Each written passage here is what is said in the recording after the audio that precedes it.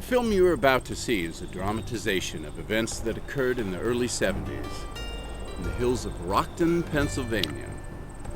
To better explain the events of this film, the producers have included actual archived film and video throughout this film. This footage was acquired by Stacy Peterson, granddaughter of Frank Peterson. He personally archived over 15 hours of film and audio during the time of these events. All dramatized scenes are supported by archived film, audio, photographs, personal diaries, or as related by Frank Peterson himself in his home videos. In the end, what you believe is for you to decide.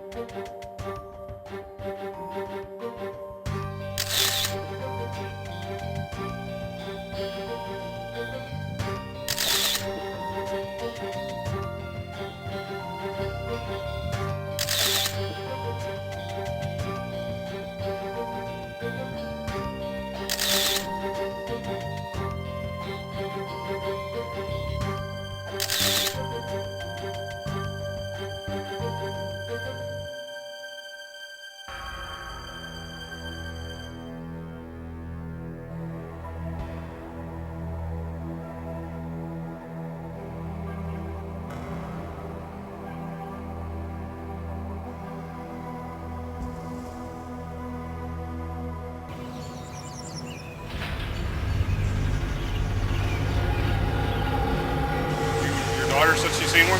Yeah, my 18-year-old daughter was out jogging about 10 years ago.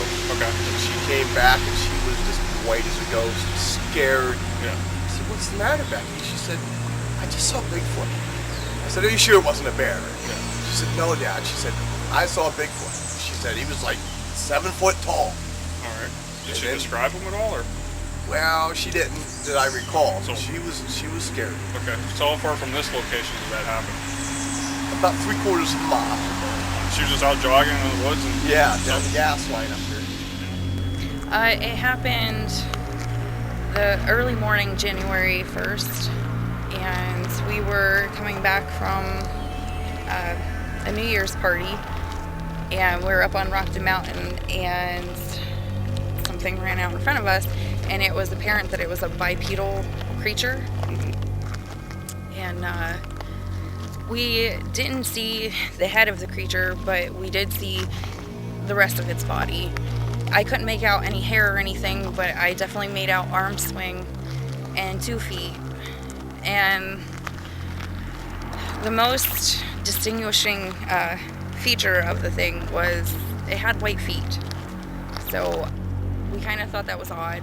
And when you guys looked in your rear view, you didn't see anything? Just Oh no, it was gone. My husband said that he thought it looked like it wanted to slow down when it got to the wood line. Yeah.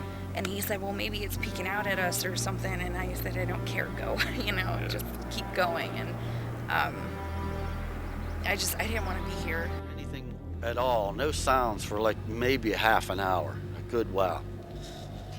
Then it threw a rock from that direction. You can see how thick this is. Somehow or other, that rock traveled without hitting any of these branches and deflecting off of anything. It's the most amazing thing. And it landed right here. Like if you would have drew like say a 10-foot circle around where our fire was, it would have landed within that circle. You could hear the rock clipping the leaves as it came through the trees. It sounded like it must have came from 50 yards away. The rock was probably about like that size, maybe like the size of a walnut, maybe bigger, a little bit bigger. And it was quiet again for a while, maybe like a half hour. My friend Steve, he said, you know what, I'm gonna find out what this thing is. I'm gonna go up there. And before we could talk him out of it, he took off going up that direction. And he said that he came back about 10 minutes later. He said whatever it was outdistancing him easily. He could hear it. He got close enough to it that he could hear it going through the brush, but he said it was going through brush like nothing, like it wasn't even there.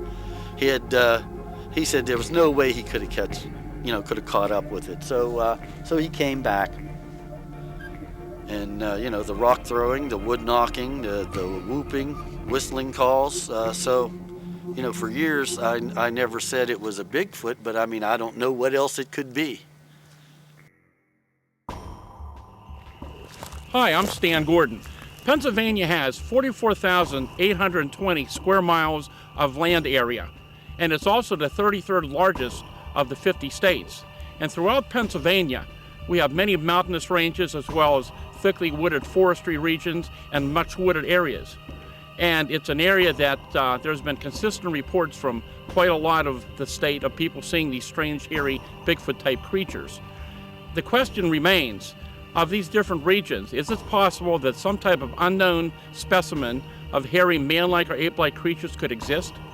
We're here in Derry Township, not too far from Latrobe, Pennsylvania, Westmoreland County. This is an area that historically numerous reports of Bigfoot encounters have been received.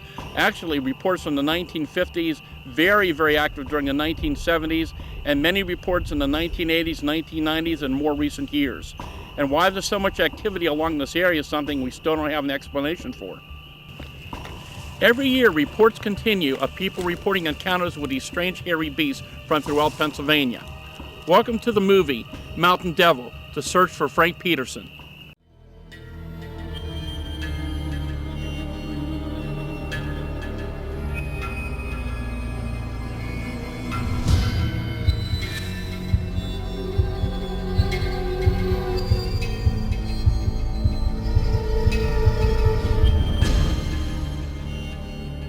I'm Stacy Peterson, and my grandfather was Frank Peterson. Back in the 70s, my grandfather and a friend of his, Randy Wallace, had an encounter with a wild man or creature. Most would call him Bigfoot.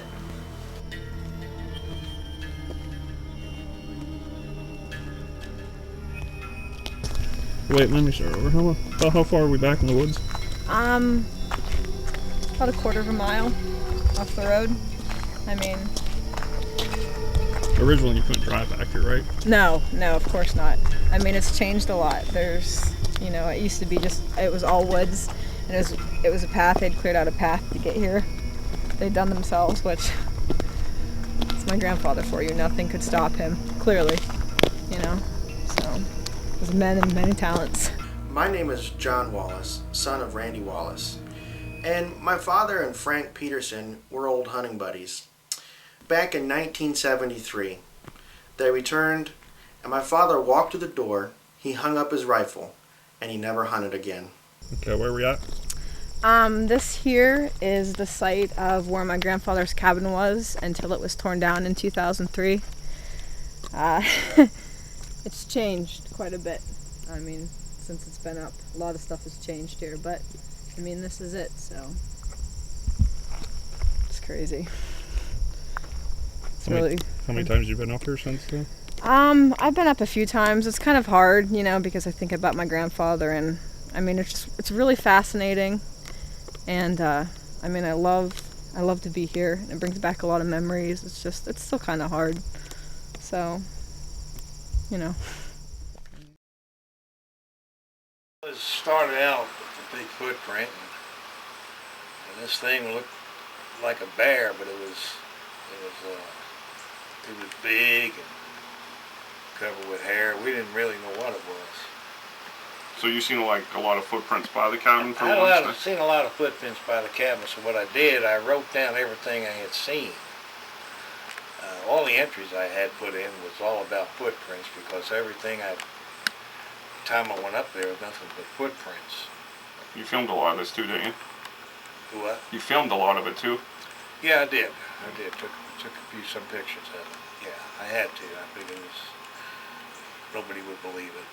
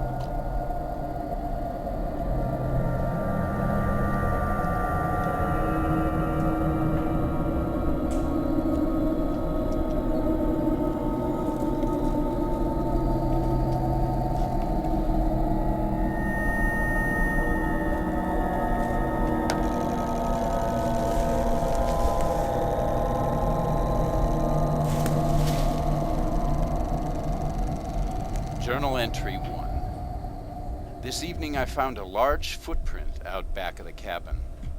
I cannot explain it, nor have I ever seen anything like it. The footprint looked human with 5 toes, but it measured almost 18 inches in length and almost 7 inches wide.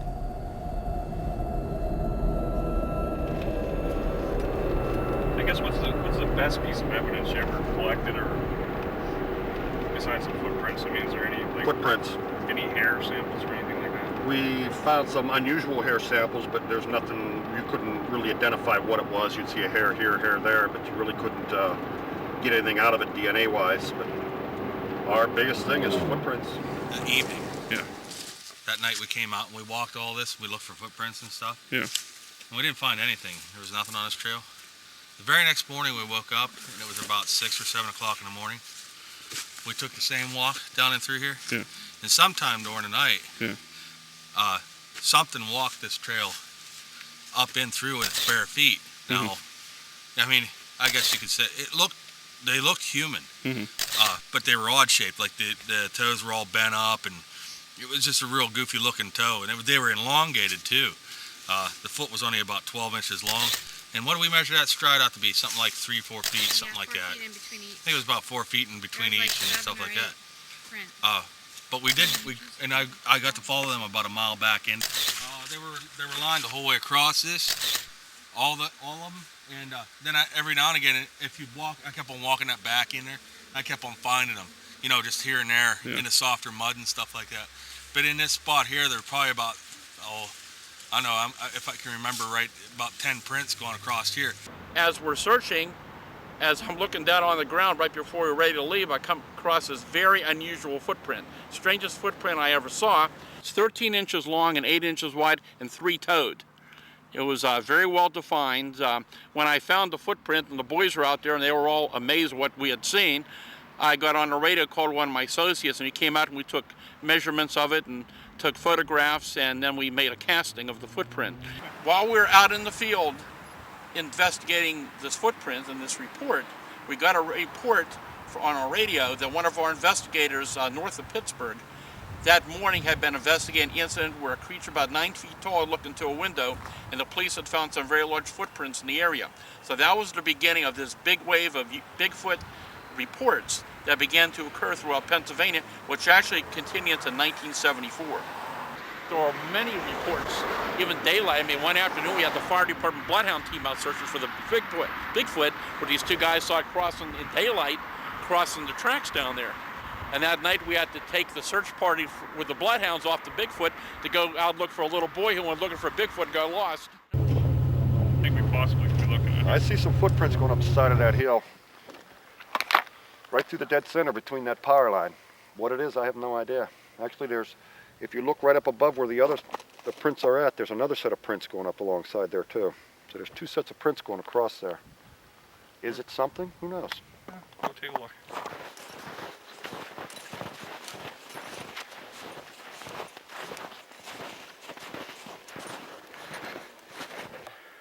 It's coming down to where the footprints are showing.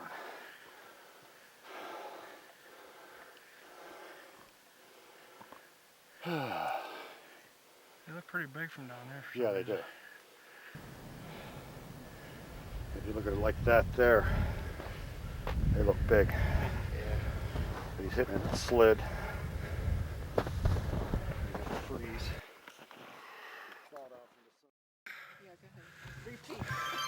Replay. Yeah, we were down at the bottom of the hill here, and it's difficult to see, but And Ron's down there with it. Ron's holding post. He's doing a couple wood knocks just to see if anything comes up after I exit. Let's go take a look.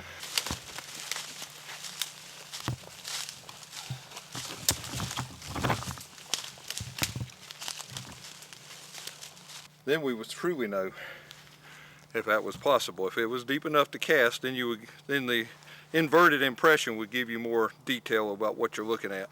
But due to the soil composition, you It's hard to say. Because there's not an extensive runoff down through here, I mean, it's not like it's just a mud and natural impression made by mud. I mean, there's, with all this leaf fodder everywhere, something heavy scooted that out.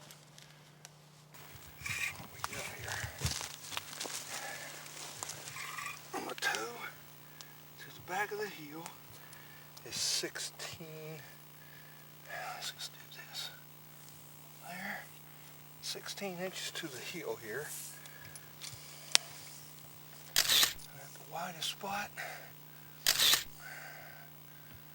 9 inches to the edge here, where its edge is 8.5, 9 inches. You can see looks like a toe here, and a little splayed toe out there. You're out there wandering around on Sunday afternoon, just enjoying nature. You always have a dollar bill, or at least some money, and they're 6 inches long. You take that, and you can mark that for your reference to get an idea how big something is. In this case, it was 16. Well, those are 18 inches, and that's just about right. And you know, across there to the edge is 9. So you can use that for a measuring reference. It's a pretty well given size that you can go back later and say, okay, I see a reference. So that's what we do when we're in the woods and we don't happen to be out here on a Bigfoot research investigation. You're always going to have something in your pocket like that that's a known reference. Ground being rocks and a few other things, who knows? I'm just saying that's similar. Yeah. Can't guarantee it. I don't know. I don't know. I can't say. I'm just saying that it's something out. It looks out of place this way. I was walking up here and I said, wow. So 16 inches to here, to the toe, what it looks like a toe, splayed out there. It's almost 9 inches across it. I don't know. If it is a print, it's a really old print. If it is a print. Has some wash over it now. It might have been deeper at one time. Could have been.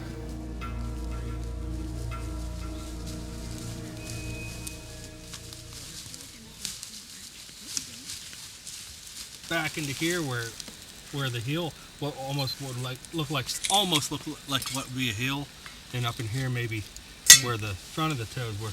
I mean, if it is something, if this is an impression, which I believe it is, it's about that. Here, Curry. See what we're saying? He's saying maybe possibly a heel. And up in here, we're looking like 13, 14 inches, guys. About 14 inches. Let's have a picture of that, Ron. Yeah. Fine. Very good, Vaughn. Up a little more, I think. This way? No, up this way. Up this way. Right there, yeah. Almost 7 inches. Okay, so you're 14 by 6.5, 7. Right here, yeah, I see what you're saying. This will be the heel. This will be the toes. You can almost see toes right there. We're gonna hit that with the... You know what, though? I was thinking that is not that old, though, is it? No, that isn't old. Well, there's a leaf. The leaf's in there, so... Here, let me see, Karen. 68 inches. About 5.5 foot. 5.5 feet. There's toes. Yeah, it looks right here. There's right here. I can put my finger right in it. Wow, I want to get a better. Possible toes. Yeah. Look, see, did you see that? See the ground? Oh, I just messed it up. See the ground? How it's pushed up there, like. And look, right here where the. Just think about in the back of your foot there when you. Yeah.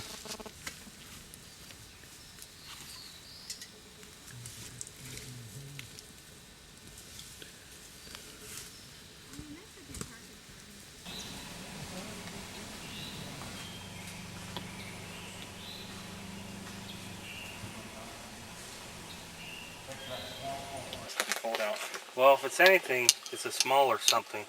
About 12. I'm going to say about 12 inches. Okay. And at the most, 4. I'm going to say 5.5, almost 6. Okay? Is that your Mr. Mackey impression? Okay. It just looks like That's pretty small print, if anything. Well, it's just an impression. We can't even say, you know. Right, but it's kind of weird. Definitely something bigger step there than a deer. Because it did depress pretty well, pretty deep. Yeah, 12 by 6, 5.5 to 6. Pretty big bear.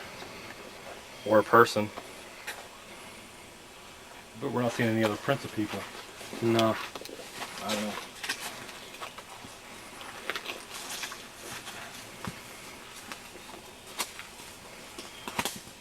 I was driving to work one morning right along this road. It must have been about 6 a.m. And I noticed this black thing on the road, and I thought it was a bear at first because it was dark and it looked like some sort of animal. But then as I got a little closer, I realized it was standing on 2 feet, and it must have been 7 feet tall. And when I got even a little closer, it was looking down at the road. And I could see it didn't have any hair on its face, but it had sort of stringy reddish colored hair on its back and on its shoulder blades. And it must have been scared, or even more scared than I was, because it kind of looked at me and then it turned and went right up this path and disappeared into the woods there. You ever seen anything like that? I've never seen anything like that, and I've seen a lot of bears off in the woods and even out in the road, but that's the first time I've seen anything that big. Were you frightened, scared, or? I wasn't really scared. I'd say startled,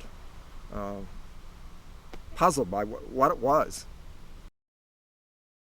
Recently, my grandmother had passed away, and my family was cleaning out her house and taking care of her estate when they had found an old military trunk stashed in the basement. When we opened it, we found evidence, journal records, information on the incident that happened in that cabin, and my grandfather had kept it all these years. One thing about my grandfather is he had a great knack of keeping track of things. There really isn't a whole lot for folks to do in this area. Hunting and fishing is what most know.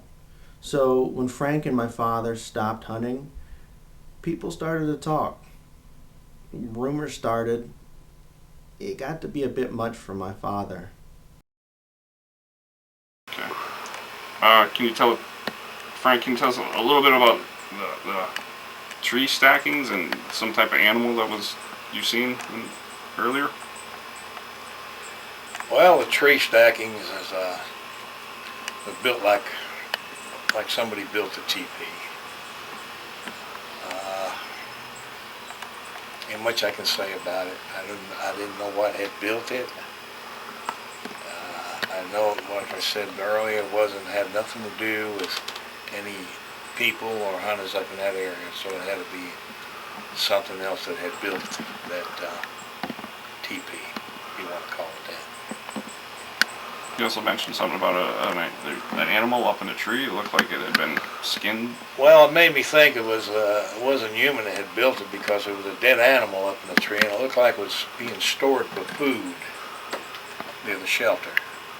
And that was very odd. Any odd smells? Yeah, it would smell like it's been there for quite a while. Yeah, I'm sure it did. Make you very uneasy just being in the area? Yeah, it makes me uneasy sometimes even to talk about it.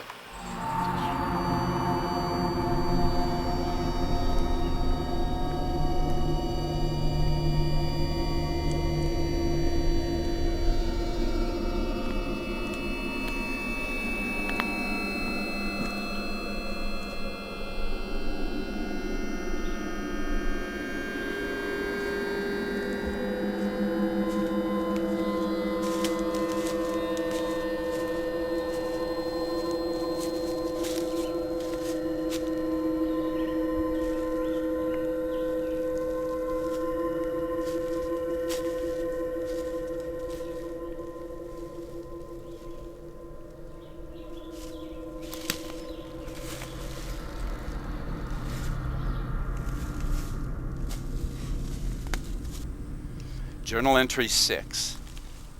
Today, while checking my deer stands, I came across a stick stacking.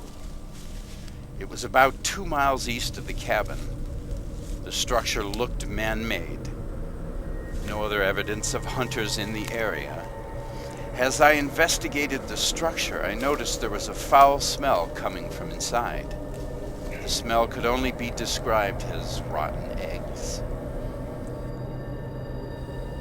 Side note, while investigating the area, I also came across a dead animal hanging from a tree limb. The animal was a small possum. Something had bit it and hung it in the tree. There are animals in the area that could have done this, but after viewing the dead animal, it does not appear so. It appears that something with hands had to have grabbed the animal in this fashion and stuck it in that tree.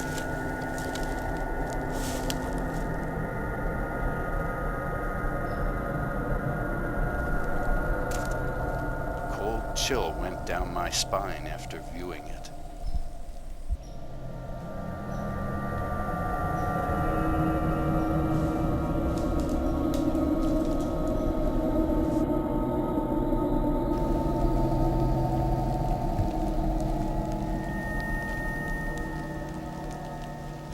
They were right along this area right here.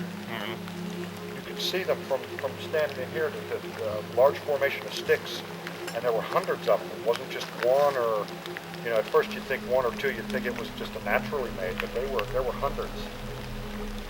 And it looked like some of the branches had been broken off and put somewhere, to check the branches out. Some of them were fresh. It was very unusual. What it was, I don't know.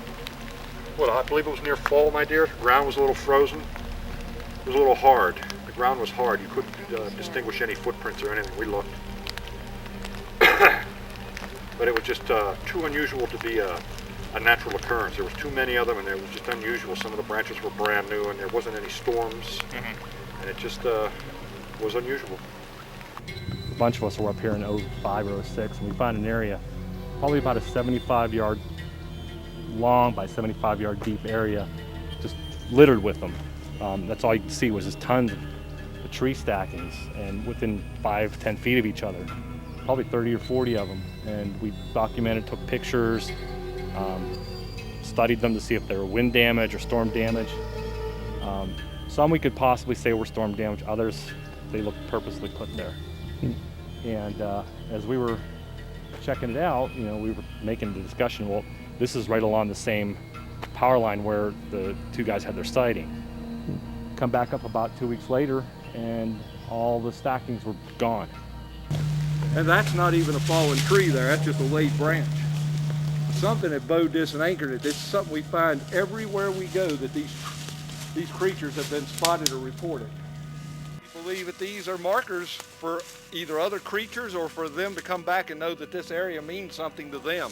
The Indians use tree, and Native Americans and the chimpanzees use tree formations to mark territories. Jane Goodall has attested to that this is very similar to what the mountain gorilla does that she studied, make tree formations. The more intelligent primates use tree formations to mark territory. We don't know all of the meaning behind it, but we find the same similar tree markings right here in this area. The tree canopies that we found, shelters, look like a canopy. They do the same thing. They take trees of about anything from this 2-inch diameter size to this size here, and they bow them. They purposely take these trees, because I can do this, because this one's almost rotten, but they take perfectly good, healthy trees, and they bow them into each other. They'll take one large tree, anchor it between trees, and make a anchor point, center point, and then they bow them all in, and then they have themselves a shelter that pretty well conceals anything that's inside of that shelter. And when you go in that shelter, I'm 6'2", I can walk in and just kind of hunch over like that, and there's plenty of room inside these shelters. I found two very complete large shelters, old, at least a year old, when I was up in Clearfield County in 2010, and last year in 2011 we found a different one within half a mile of the one that I found in 2010. I've always thought that the Bigfoots are always migratory through bottom Pittsburgh all the way up to Clearfield County and above? I mean, do you feel like they move around a lot? Well, very interesting point on that is we live in a place called Aliquippa, which is in Beaver County. And interesting, the reports that we get there, they almost always run cyclical. They run from, say, beginning of November up until, say, late January, early February, and then they basically stop. One of my theories is I think they're migratory, because we have sightings up in this area at certain times of the year, sightings down further south at certain times of the year. Like I say, Chestnut Ridge between November and April. Lots of sightings. Other than that, no sightings. Up here, we've had them in the summer, in the spring, and farther north as you get up into New York, the Adirondacks and stuff, they're having them up there in the summer. So I'm just a theory. I mean, I don't have the exact facts, or wish I did. That's a theory that we're pursuing right now. The fact that they're similar to the early man, the hunter-gatherers, and they're migratory in their travels. Yeah. Strange. And another thing that's kind of strange is now at this time, and I never heard of the X's or nothing. We just happened to see them and thought, wow, that's kind of weird. Yeah. But on Facebook, they've been popping up on Facebook. Everybody's finding these X's. Have you noticed that?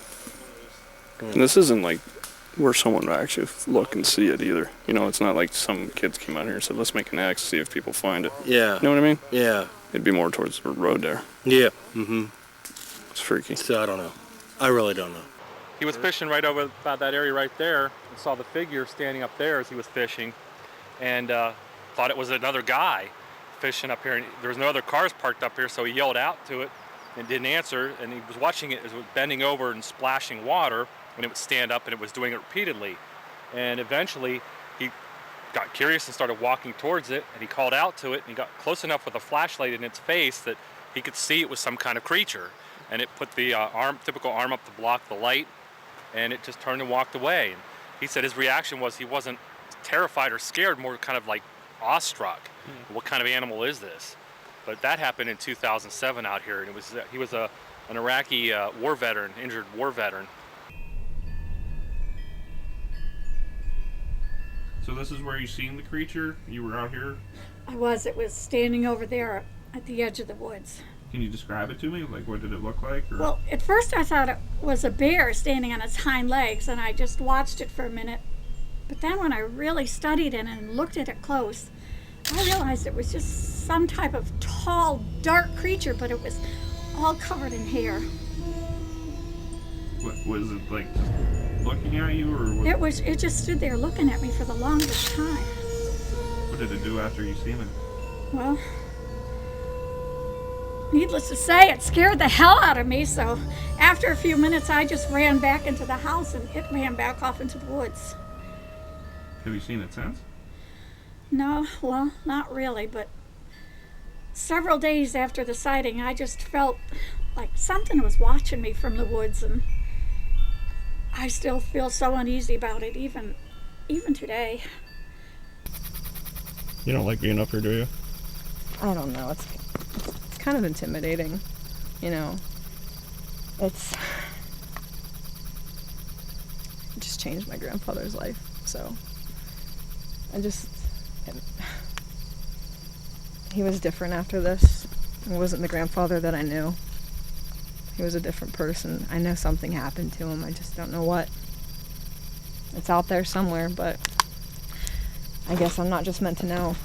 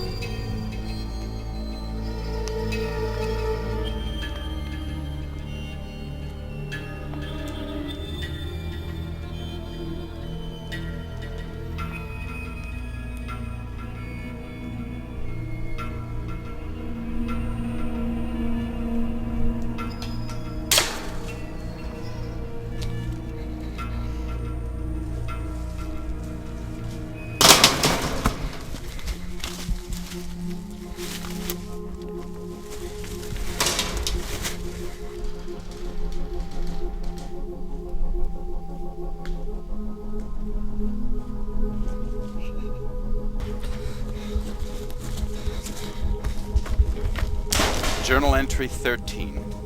It was late before I got my supper on the fire. While sitting next to the fire, a large stone was thrown in my direction. As I slowly made my way back to the cabin, more rocks were thrown in my direction. I kept the doors locked for the first time ever. That heads into the woods, and we're going to a location where in October of '07, park ranger had a sighting of some kind of animal or creature across an open field, and that's where we're heading out, is to that field to show you guys exactly what took place. Right in this area here, there was something standing and pulling the leaves into its mouth and eating them. And as he approached from the field behind us, it stood up and turned and walked down the embankment.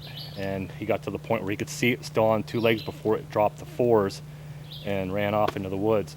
And his description was, it looked like one of those jalopy cars with big fat tires on it with the back end raised up when it ran. That's how high up it was. And he saw it for about 3 or 4 seconds running down into the brush, and then he lost it. And Park Ranger Bob, that we're calling him, is not allowed to talk about the event anymore, is it? Correct. Through continued correspondence with him and talking with him about the incident, he asked me to no longer use his full name and not to use the name of the park where we're at right now for publicity purposes. His superiors told him that he wasn't allowed to go public with it and not to talk about it. And incidentally, when he did go to his superiors and ask if there had been reports of Bigfoot creatures or Bigfoot-like creatures in the park, he was told no, there had been no such reports ever submitted, which is untrue because doing further research myself, there have been people who I found out did, in fact, turn in reports to the rangers here at the park. They submitted reports to the rangers themselves. Okay. I think that, getting back to what I was telling you, I think there's a conspiracy with Bigfoot, with the government. Okay. With all the information over the years that the government has amassed, I like that word, on Bigfoot, I sent Freedom of Information requests to the Department of Interior, Bureau of Indian Affairs, National Park Service. Nobody has any information on Bigfoot whatsoever. I think it's being covered up for some reason. Why do you think they'd do that? Well, due to economics, number one, if they find out that Bigfoot does exist, which I think they know, they'd have to close down all the lumber camps. It would have to go on an endangered species list. They already have a plan for that, from my understanding.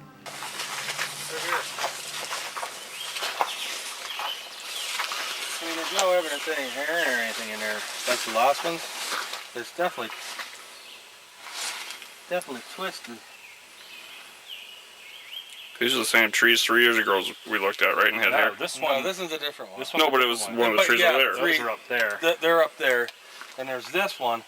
And then this one here has water twists on it. But they were never like that. Because when we came down here, we found the first couple of trees up on the front of the field. We looked at these other trees, and none of the other trees were damaged. Just the two were, the one right there and the one next to it. Now that one's damaged, that one over there is damaged, and then these three back through here. Could be a bear. I don't know. Why would a bear come up and just break certain branches, though? If it is twisted, then something with a thumb had to have done it. Yeah. And it could be people coming down here to mark their area so they don't forget, but you know, I mean, how many times do you need to mark it? Yeah. That could be bear. I really don't know. They're pretty long. Oh yeah. No, the white tip on it. Uh-huh. We found them like that before. Can you see it? But you can see it has like a sort of a whitish tip on it, right down and through here. And no, I'm no hair expert. I don't know what it is, but it's definitely a hair off of something. Looks a little long for bear, to be honest with you.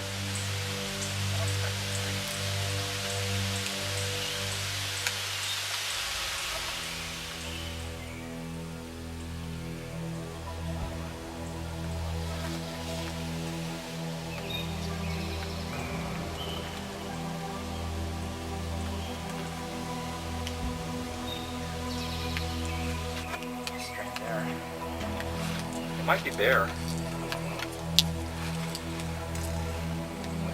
back against there and broke to the bay, maybe? See it? The thing with this though is don't bear usually get on a bigger tree like this over there. I'd have to see them do it to a pine tree. I've seen it being like a larger trees. Like that's what I'm saying. It gets up against like the rough bark. Of course, then again, hey, if one invented a better backcrasher, it would be these. That's the last piece. When we get hit.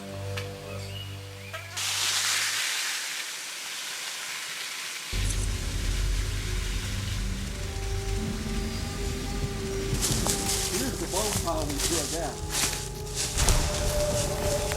We drug out enough, you know, that's at least we figure that's 3 to 4 deer that we drug out of there.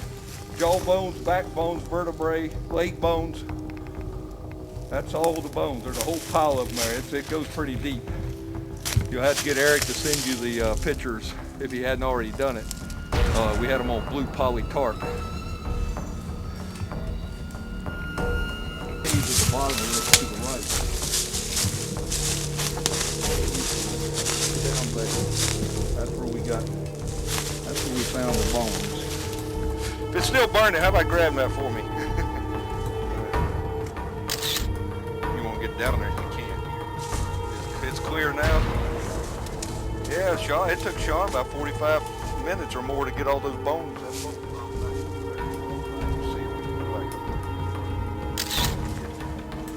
Back in here. There's another cave area down in there. I didn't even try that. It goes back in there. You can see it back around the corner there for a little bit. Vertebrae. Whoop. Another vertebrae. No, that's head. When I was here last March and found this, something was occupying it. I didn't come down because there was big piles of scat right here at the opening. What kind of what would it look like? It looked like bear possibly, or no, it wasn't a pile. It looked like a turd. It looked like like big turds or something. And I said, I don't know what's in there. Here, you want help? Oh, no. I haven't really explored this area that much. Could easily be another one. At least one more bone. It looks like the skull, top of a deer skull in there. Looks like it's the top of a deer skull right inside the entrance here. Although I got a hard time believing that a Bigfoot would be able to squeeze back in here. Oh yeah. It almost looks like a rock, but I went back and checked it out. I didn't move it or nothing. That's exactly where it was.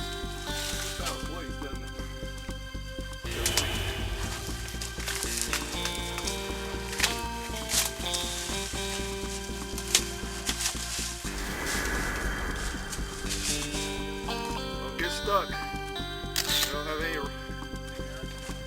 hear somebody? I think it just ends back here. It looks to me like it just ends. If you want to get back there to film, let's switch places. I'll be able to get past that pinch out right there. Yeah, I can see really good when I get through my camera. So much. I don't really see anything back there. I don't see any more bones laying around, just did one. Something, comment maybe on like why you think there's no carcasses of like Bigfoot bodies. Because you guys are talking about how you don't. Well, people don't see them. Yeah, it would just all be opinion anyway. You know? Yeah, I mean, that's what it is. My opinion's no better than anybody else. There are no experts. They're just people with more learned opinions. The thing is, the reason we believe that there's no carcasses is because there's other scavengers that come in behind them, as in any other natural setting. There have been carcasses found in other states and other areas. Down in Tennessee, there was a deer carcass found in the fork of a tree down there. There was a calf that had been stolen off of someone's farm that was found torn and left laying in the wooded area. It's not saying there aren't carcasses found. There just rarely are carcasses found. And the reason is, if you're not there within a day of the kill, then something else come along and it's an opportunity meal. They're going to take that carcass and it's going to be destroyed and discarded within a couple of days. So that's why they're not hiding it. They're just taking what they need, leaving the rest for the other scavengers in the woods. All right, what we found up here in Kelly Cellar Road was these, what I believe is a freshwater mussel. It's very perplexing. Don't you agree, Ron? This is perplexing. Mm-hmm. Very. Now, How they got up there? how they got up here. Yeah, because we're pretty far from water. water. I'm going to say we're a good 3 miles. 3 miles from down over the hill is where the first water is, what would be Anderson Creek. And if you travel maybe 2 more miles, then you would hit the DuBois Reservoir. So it came from one of the 2 places. And there's no other animals that could have carried it other than the only other animal besides a Bigfoot, Right. I believe, could carry it. Well, there'd actually be 2 of them. One of them being a raccoon, because it has its hands. The other one being some type of bird. But for them to be, strewn around more than one, I mean, it'd take more than one bird, of course. There have been a lot of sightings out west and on the beaches. Yeah. Lands. But as far as the raccoon goes, I believe that the raccoon would have stayed close to the water. It's a rather clean animal, believe it or not, of what it's eating. It likes to wash it off, keep it clean. So I believe it would have ate it right at the spot. I don't think it would have carried it. I think it's an odd thing that we found it up this way. The equation together. First, we got a place for it to live. We got a food source and 2 definite water sources just down over the hill, not too far, about within a couple of miles. And we're in an area of sightings. In an area with very little civilization too. Yeah. How many sightings out here? 2, 3 that we recorded. That we've actually got to work on. It's about 3 of them, but I know there's several historical sightings up this way. And where are we at right now? We're on Rockton Mountain, Kelly Cellar Road. Me and my friend were up here spotting deer one night, and we saw a Bigfoot here on this power line. It was about 7 to 8 feet tall, had reddish brown hair. That way you carry a gun with you up here now? I'd just rather be safe than sorry. But where did you see it at? You pointed out? It was up there somewhere.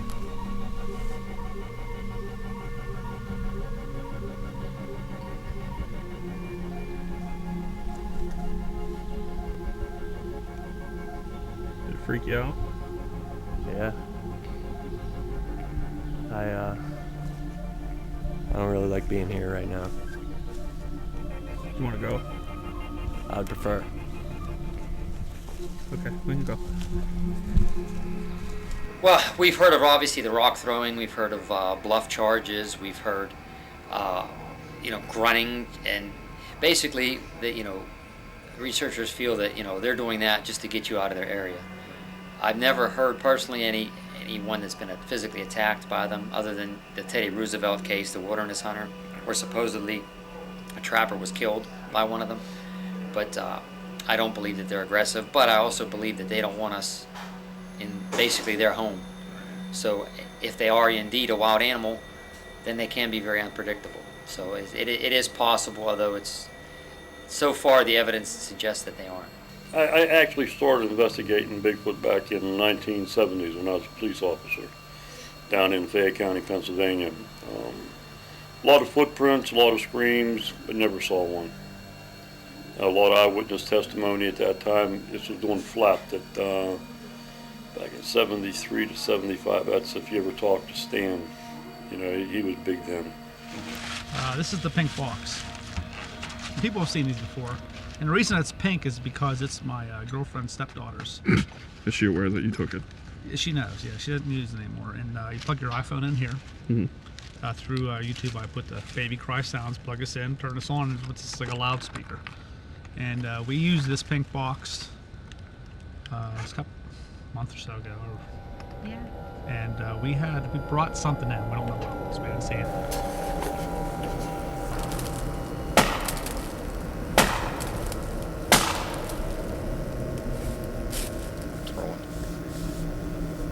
Sound just like a rock got thrown down here.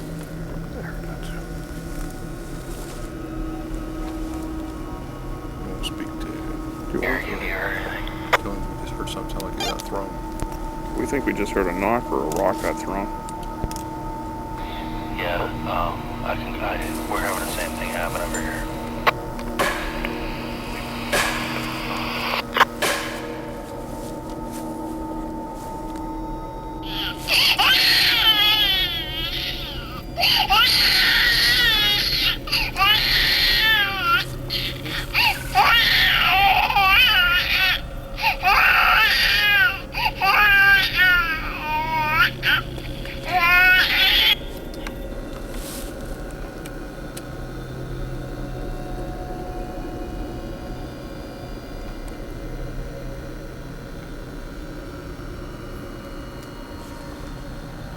Beast was out peeing, and she said it come walking up right behind her. Gene was outside the car, and he said he could hear it walking right towards them. And they don't have any flare or anything. He said it was coming right at them. And they're looking, they can't see anything, but it walked into the clearing down there.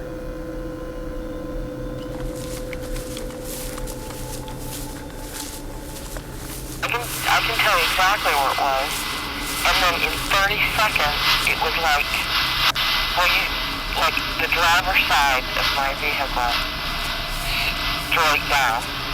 I mean, it was like right next to us for 1 second. I thought it was you, Carrie. And then 30 seconds later is that. It was like, I'll show you after they get here because I'm not getting out till they do. Okay, sounds good. But you heard it, right? Because I heard something. Yeah, it was the stop. Okay, where? Stop. Where? Yeah, it sounded like a I'm giant sorry, was walking. you know, you read about this and I'm scared shitless right now. I heard She had something moving. And it wasn't like, it wasn't this. It wasn't a deer. It wasn't like, it was. This is what it's. That's why I said turn around. I thought they were slamming their door open and shut. I thought, why She would was they be inside her doing car. that? Because I heard. Which way to come from? It was right here. She was over And then here. 30 seconds later, Something came it up was behind over her. there. Which way did it come from? Right over here. Behind us. Through This that way. way? This way. Yep. Give me a second. If something came through there, get your flare out.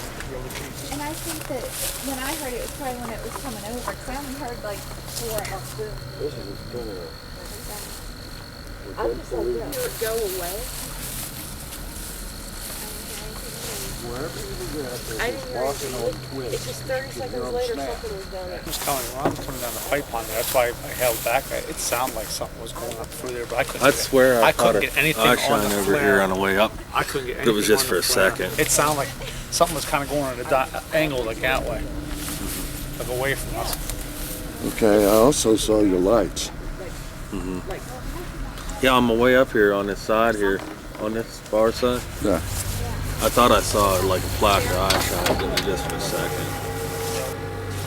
Just something walking by real fast, or It was like No, this. it wasn't walking by fast. it was just It was. curious? I was going to the bathroom. I've been holding it all night. Down here with my ocean door. He was behind the door, and I heard heavy, like heavier than this. Like a giant. And I'm like, It sounded like a giant was coming. and you like, could hear the It was so. weeds. Yeah, And and like I'm just like sticks. this still. Did you hear it coming from out of over there? No, it was right here. It was already there. Yeah, but I heard It was like it. right here. But I heard And you heard it too? Yeah. He was It was out like having 5 a I cigarette. was standing in front of the door, and I heard this snap, snap, snap. And she, by this time, she said, And I "You hear said, that?" Carrie. And she mentioned her name, said Carrie. No answer. Well, she got in the car. I flew in the car. I'm getting the flashlight, and I'm looking for it. I said, turn around, get in the car. And she's trying to get me to get in the car. And then 20 maybe seconds, maybe 30, there was the booming down here. I mean, that quick. You heard something going through the weeds, like boom, boom, boom. Yeah, like but something going away. Well, see, it wasn't running though. Oh, It was, I mean, I didn't take it as running, did you? Well, I don't It was think more stepping. I don't think I heard that part because Down there. it went that direction, and I heard it coming past my, like almost like my truck. And see, that's what I thought. I thought it was from the other direction, from behind us. Yeah. And we saw nothing, and we And I heard, heard- and we smelled nothing, and felt nothing. It was just. It was after that second. And I don't know baby if I cry. want to do this ever again. I think by the time I screamed, get in the car, Well, my what deer did would it have do? taken off. Nothing, Dwayne? Nope. I'm sorry. No, no heat signatures from walking or anything. Anybody got a shot? I honestly don't know what they were experiencing, or what happened to them, but something did, and it's kind of good that it was experienced by multiple people, not just one or two people. 3 people witnessed it, heard it. That area has had numerous sightings and experiences and personal encounters. I know I've personally had some experiences up there with wood knocking, rock throwing, hearing something moving through the woods up there, a rather large animal. But there's also bear and deer up there, and could that have been what they've heard? We don't know. We can't rule anything out at this point. No, you found footprints. Have you ever had rocks thrown at you? No, I know a lot of researchers who've had things thrown at them, especially some of the PBS members. I personally haven't had that happen. And like I said, I've heard things in the woods twice. I don't know what they were. I can't say they were a Bigfoot. Tree knockings? Have you ever had tree knockings? I've heard tree knockings one time. Again, if you don't see what made it, you can't say it's a Bigfoot. You have to definitely go on the straight line there. That's what does happen with a lot of these things. People jump to conclusions. Well, it must be Bigfoot. We don't know it's Bigfoot. It very well may be, but again, we don't know what it is.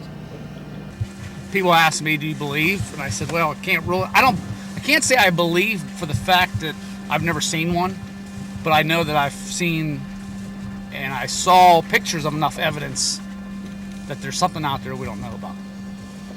What it is, I don't know. I don't think anybody knows until we actually get proof one actually exists. But I think one day, especially now, there's more and more people involved especially with the craze going on here in the last couple of years with all the TV shows and stuff. I think it's gonna be a matter of time before, just like the panda bear. The panda bear was a mythical creature. I think it was the 50s. The 50s they found him. And the mountain gorilla. Yeah, the panda bear was a mythical creature until in the 50s. I think it was the 1950s one was actually captured. Everybody talking about these black and white bears in the woods in China, but in the forest of China, and they actually found one. It's actually a living, breathing creature. There's times, I spent most of my, growing up and up to now, I've hunted all my life. I've never seen anything. So, believe me, there's times when I come out here and I wonder, okay, and it's in the back of my head, what we're looking for is just not real. But the fact of the matter, just like Eric said, the people are seeing something. And every now and again, when that little bit of something happens to us, it's just so unexplainable, then, okay, yeah, there really might be something out here with us, and that goes through my head too. But I really do, if I don't believe in Bigfoot, I believe in the possibility. I believe it's possible.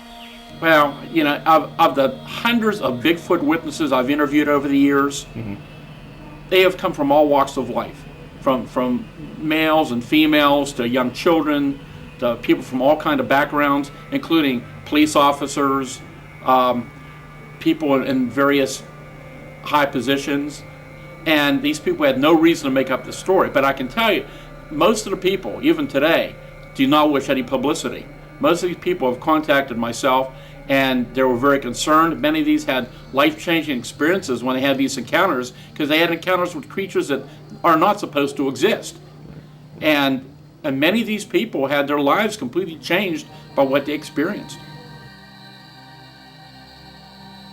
I'm sure he'll remember. There's either 2 or 3 deer, and they were all together, all does, and they were, eating, grazing. And he moved, he was looking for more, and he went to the left, and there it was. And he wouldn't have even much noticed it, except it moved. As soon as the light hit it, it stooped down to try to get out of that light. And then it caught his eye, so he stopped. He went back to it, and he was holding it, and he's watching that thing, and stood up. He went back to the deer, and he went back to that real quick. As soon as he got hit it again, it dropped. It stooped down. And it stood back up, and it kind of tried to shield the light. And I don't think he exactly knew what we were up there. I mean, with that light shining in his face and stuff, I think he was more curious about the light for a minute or so, because we probably stood and watched him, sat in that truck and watched him for a minute to a minute and a half, maybe even a little longer than that. It's over that way. Go.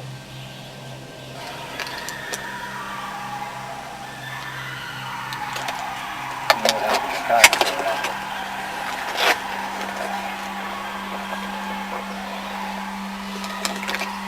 Something got them woke up too.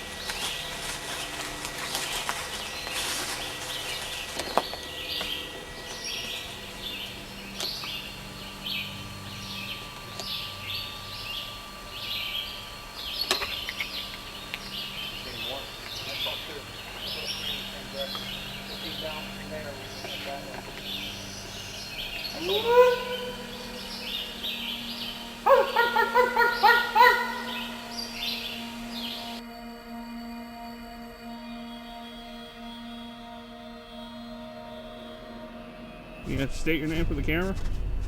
No, I'm not going to do that. People I work with and this is their property.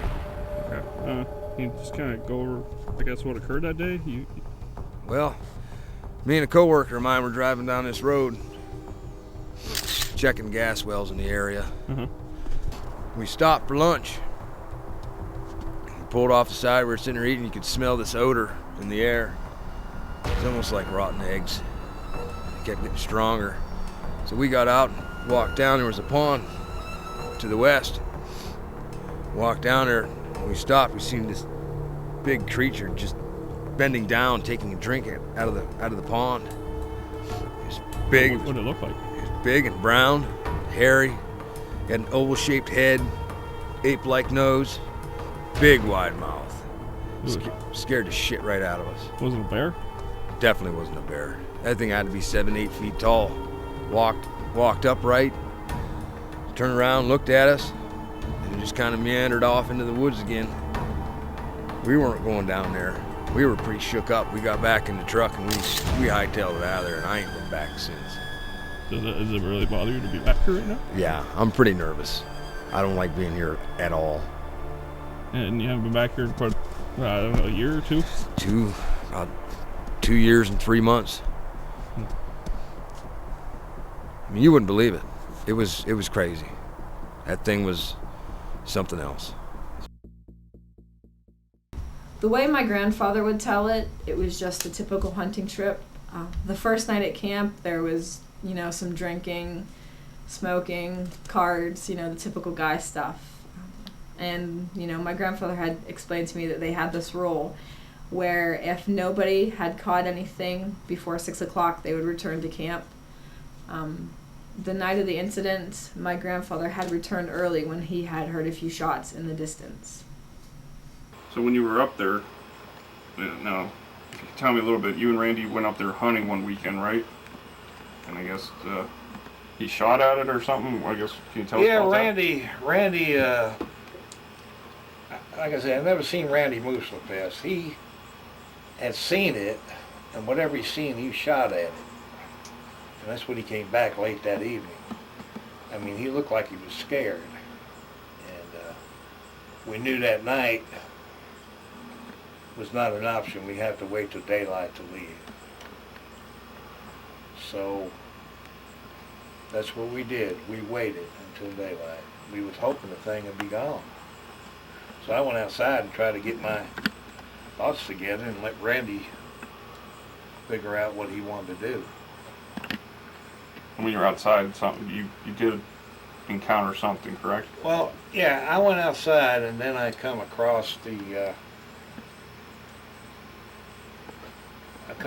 this footprint, and I looked up and there it was. It came charging right at me, right down at me. I ran like hell. I ran as fast as I could to that cabin. And that thing kept banging on that door like it wanted in real bad.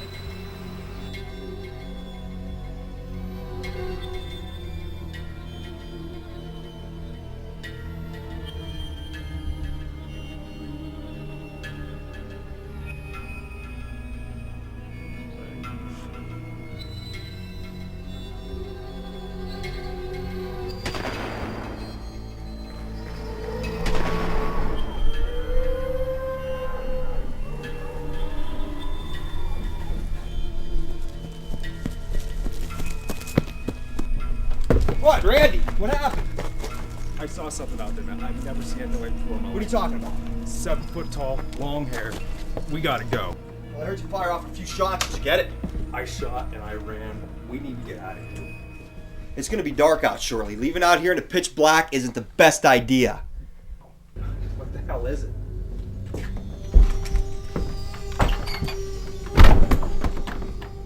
I don't know. We're gonna stay here for the night, all right? And we'll leave, I swear we'll leave right in the morning, okay? Frank, we need to go now. Randy, are you sure it wasn't a bear and you didn't just wound it or something? No, I've never seen anything like this before in my life. Sit down. Hold this. I want to go out. Don't leave the cabin and just try to calm down. Frank, don't go out there. I just want to go see if you didn't wound it. It's out there.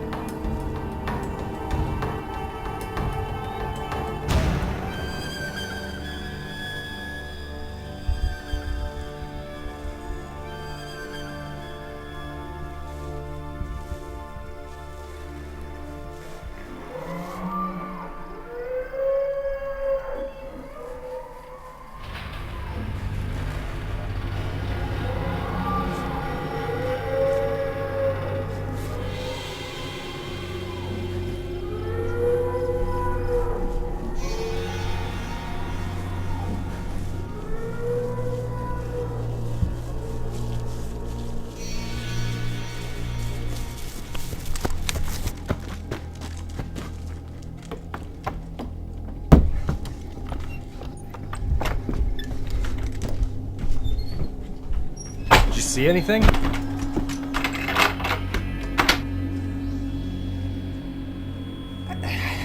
I heard something. I never heard anything like it in my life, but I definitely heard something. We gotta pack. We gotta get out of here now. No. Yeah, I said, like I said, it's. We got that height in the pitch black. Not a good idea.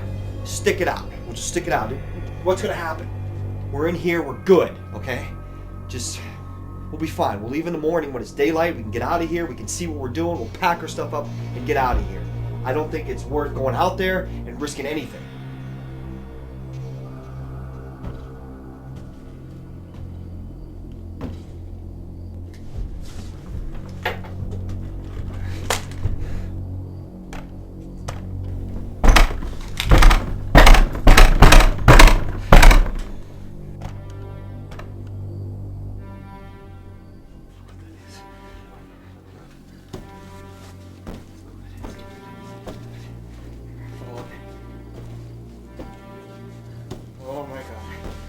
Well,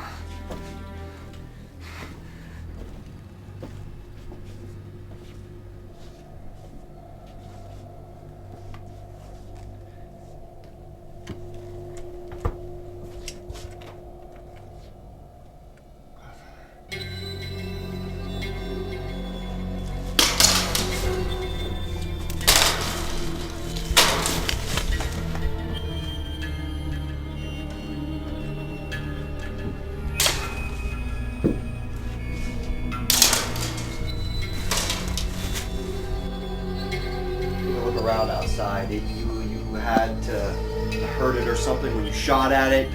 I mean, it's got to be at least bleeding. It's worth taking a look around anyway. I just think it's a bad idea.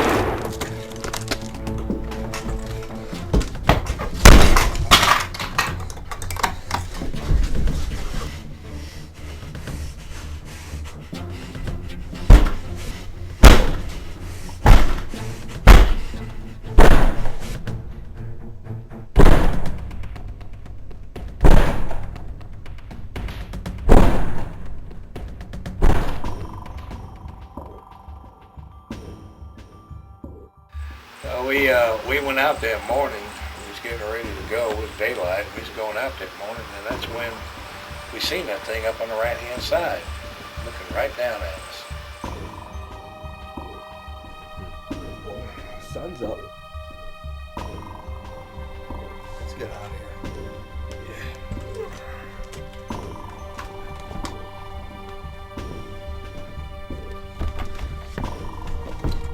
here. Right there it is. Shoot!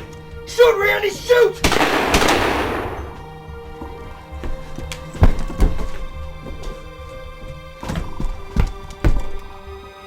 Well, me and Randy fired some shots at him. But we were getting kind of nervous because we didn't know what we were shooting at. We were scared of not knowing what we were shooting at. So Randy and I fired again, and we killed it. That's when my heart was thumping and almost jumped right out of my chest. I thought we might have killed a large man, but we didn't. We went up and looked at it. It wasn't a man. So, what happened to the thing, or? Well, Randy and I decided the right thing to do, we can't leave it there, even though it scared us that night. The right thing to do would be to bury it, even though it had scared us that night. We just couldn't leave it there. It wasn't meant to be seen by common folks.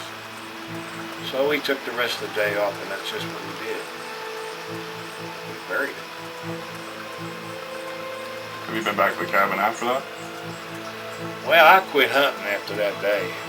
And after that, me and Randy had buried it. We never went back to the cabin again. Can you tell us where it's at? Well, I'd rather not. I'd rather leave it alone. Leave it to be. Me and Randy both talked that over. It's not meant for common people to see it. We just want to put it to rest.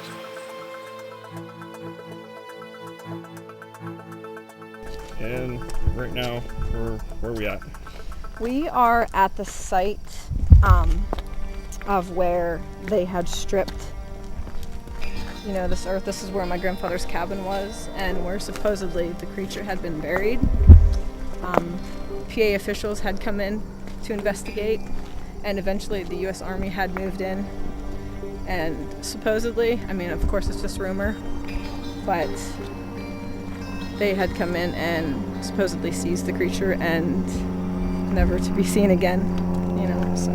It was all rumor though, huh? It was rumor, yeah. I mean, that they found a creature, but I know they were here. I had witnessed it for myself. I didn't get to stay long because they hushed me away. But, I mean, they really could have been here for anything, but I mean, it's no coincidence that this is the site of the incident, so. You have no idea where it could have possibly been buried with all the journal entries, nothing particular? There was indications of, you know, certain things, but I mean, like I said, we tried finding, you know, shell casings with metal detectors, things like that. But I mean, it was cleaned up pretty good, so there was no discernible evidence of any particular burial site. Your grandfather would never mention it while he was alive? He never mentioned it while he was alive, I think because it was such a big deal and he wanted to keep it a secret. I mean, it was that important that I don't know if he thought maybe the world wasn't ready for it. I believe they are, but I don't know.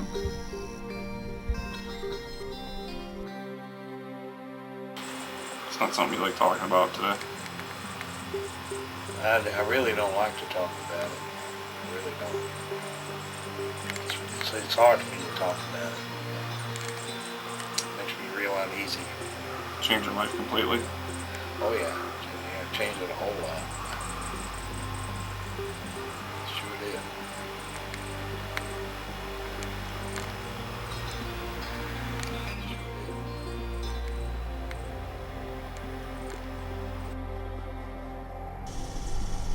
The speculations in the film that you've just seen aren't new, nor are the conclusions contained therein. The details of these events have been kept secret for many years, until they were revealed through Frank Peterson's journals and photographs. Through these materials, we can paint a picture of the terrifying events that took place on that mountain. The most compelling evidence of all is the original 8mm film shot by Frank Peterson early that morning. What you're about to see now is the original 8mm film and how it changed two men's lives forever.